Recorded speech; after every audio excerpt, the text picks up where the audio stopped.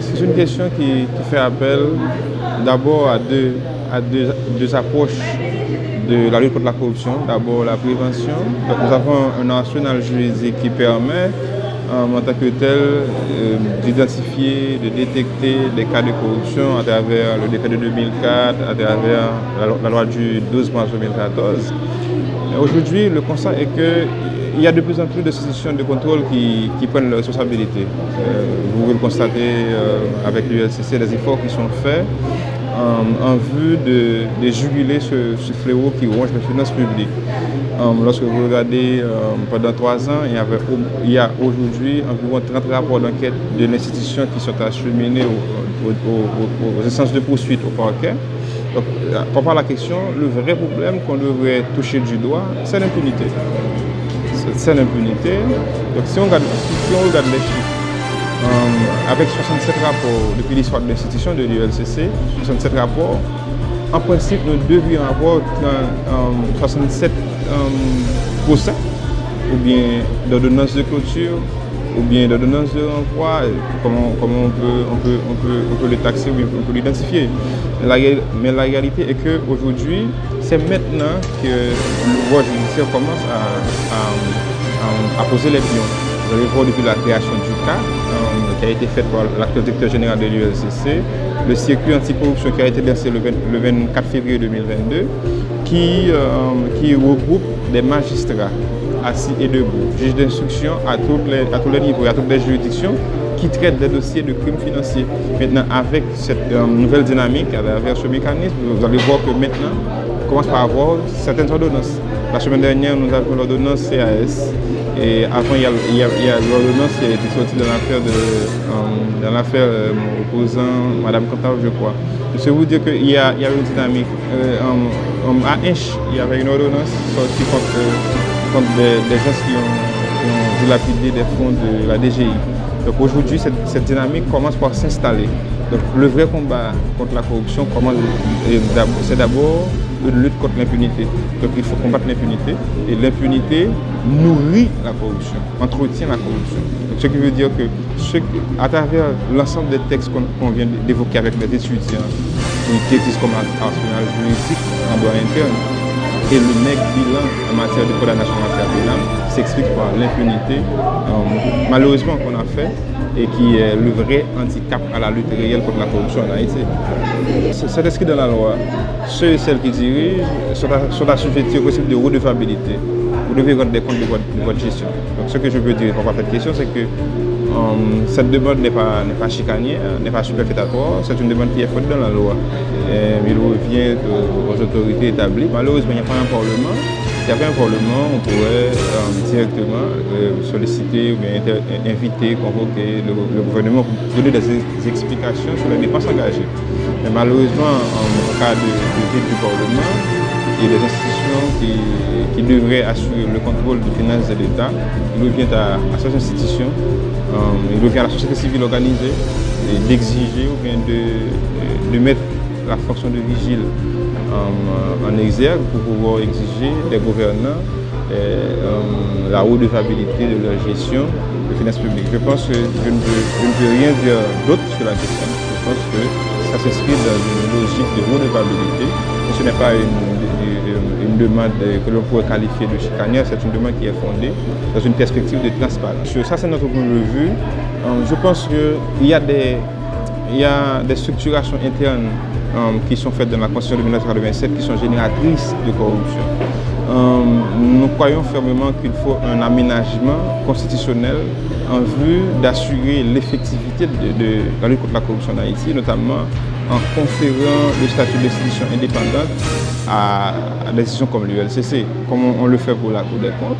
Je pense qu'une institution comme l'ULCC, c'est d'abord droit, dans un débat sur la Constitution, d'insérer les institutions qui font la matrice du contrôle de l'État dans la fourchette ou dans le cadre des institutions de contrôle. Ça va permettre d'accorder l'indépendance nécessaire, l'autonomie nécessaire pour conduire la lutte contre la corruption sans interférence des pouvoirs politiques dans le rôle de contrôle des finances de l'État. Donc je pense que la question de constitution n'est pas taboue.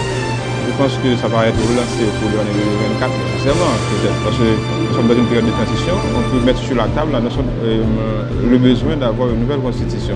Et nous-mêmes, de notre lieu, comme on l'a fait en 2021, en organisant un atelier pour exiger que l'ensemble des institutions qui forment la matrice de contrôle de l'État aient le statut de décision indépendante, comme la Cour des comptes, en vue d'accorder l'indépendance nécessaire. Donc l'indépendance va permettre à ces institutions d'exercer leur mission de contrôle et de lutte contre la corruption.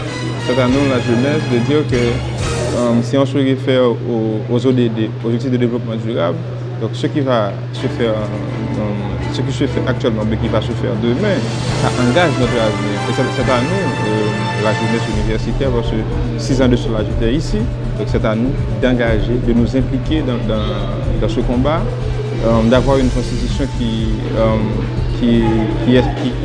s'inscrit dans le standard du 21e siècle, c'est-à-dire prendre des préoccupations importantes qui concernent l'avenir de la jeunesse, les investissements pour éviter cette fuite de cerveau qui se fait actuellement, donc pour organiser un pays, organiser le pouvoir de telle sorte que l'on ait un pays dans lequel nous pouvons vivre, nous pouvons exercer notre profession, dans lequel nous pouvons étudier et progresser sur le plan matériel, sur le plan spirituel, sur le plan intellectuel. Je pense que c'est le moment pour nous de nous engager dans cette bataille, donc de faire passer les revendications des jeunes, ce que nous souhaitons, ce que nous voulons, l'avenir de nos enfants, notre avenir en dépend.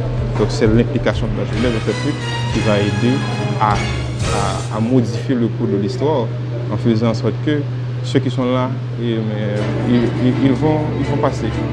Donc demain c'est à nous. Donc c'est à nous de nous impliquer, de définir notre futur. Et ça se fait à travers ce débat qui va être lancé sur la Constitution, qui va nécessairement faire appel à la jeunesse. Parce que à l'université actuellement, ce sont des jeunes. Demain, les économistes, les avocats sortiront d'ici à la faculté de droit. Donc c'est à nous de nous impliquer dans ce combat pour modifier le cours de l'histoire, pour définir un pays dans lequel nous pouvons vivre dignement. Bien sûr, l'étude, tout se fait par l'étude. Il faut nécessairement renforcer la structure étudiantine. Par exemple, ce qui se fait là, on crée la vie universitaire. Parce que ailleurs, c'est fini. Il n'y a pas de loisirs, il n'y a rien. Donc moi, pour venir ici, j'ai beaucoup pensé. Et puis je vois qu'en arrivant à la faculté, je vois des jeunes qui chantent. Donc c'est pour dire qu'on peut reconstruire le pays, on peut reconstruire l'université, on peut reconstruire la faculté de droit, on peut mettre la vie. C'est vrai, nous sommes pris en otage par l'insécurité, par les gangs, mais la vie continue. Il faut donner ce élan à la jeunesse, leur encourager, leur dire qu'on ne va pas laisser périr ce pays. Il faut nous engager. Et l'étude, c'est une forme d'engagement. Donc celui ou celle qui sort ici avec une licence en économie, qui a une maîtrise en économie, en droit, il faut les mettre à profit pour le développement d'Haïti.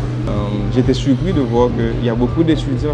Dans ma tête, en arrivant à la faculté de droit, je vais rencontrer pas mal de barricades, mais je vois qu'il y a la vie étudiantine, il y a des étudiants qui chantent, il y a des étudiants qui organisent des conférences. Donc je pense que le rectorat de l'Université de l'État d'Haïti, le gouvernement a intérêt à investir dans ces structures, à investir dans l'université, à investir dans la faculté de droit, à investir dans d'autres structures de l'UEH pour redonner la vie aux étudiants. C'est vrai, c'est difficile ailleurs. C'est vrai, c'est difficile à Carrefourfeuille, difficile à Village de Dieu. C'est difficile pour tous les jeunes. Mais ceux qui souhaitent et qui veulent continuer d'étudier, il faut leur donner un espace de loisirs propice et dans lequel ils peuvent vivre, peuvent étudier librement et dignement.